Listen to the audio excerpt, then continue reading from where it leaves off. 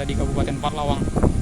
Jadi hari ini memang cuacanya cukup berangin di Kabupaten Parlawang.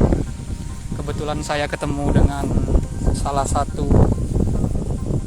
petani yang telah menyiapkan benih padi. Jadi saya ingin mengajak pemirsa melihat langsung seperti apa sih benih padi yang akan ditanam itu, yang kemudian akan dijadikan beras oleh petani.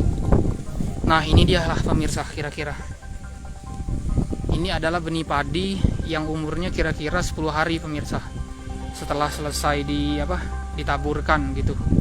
Bibit yang selesai ditaburkan kemudian tumbuhlah menjadi benih ini.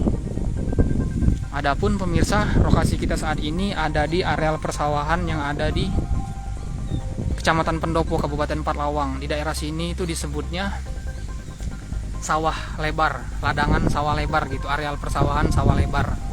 Yang dimana memang areal sawah yang ada di sini cukup terkenal di Kabupaten Parlawang sebagai salah satu areal persawahan yang banyak menghasilkan beras ataupun padi pemirsa, ataupun gabah. Memang baru beberapa bulan kemarin telah usai dilakukan panen di sini pemirsa. Dan ini kita lihat sawahnya masih belum ditanam gitu.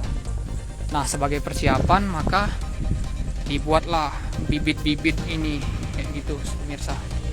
Nanti kalau ini sawahnya udah siap ditanam, mungkin benihnya ini sudah berumur sekitar beberapa minggu, maka kemudian bisa ditanam gitu. Biasanya kira-kira tingginya itu sekitar berapa senti ya? Mungkin sekitar kurang dari 30 cm biasanya yang sudah siap tanam, dengan catatan sawahnya itu udah siap gitu. Jangan lupa subscribe, share, komen, dan like ya.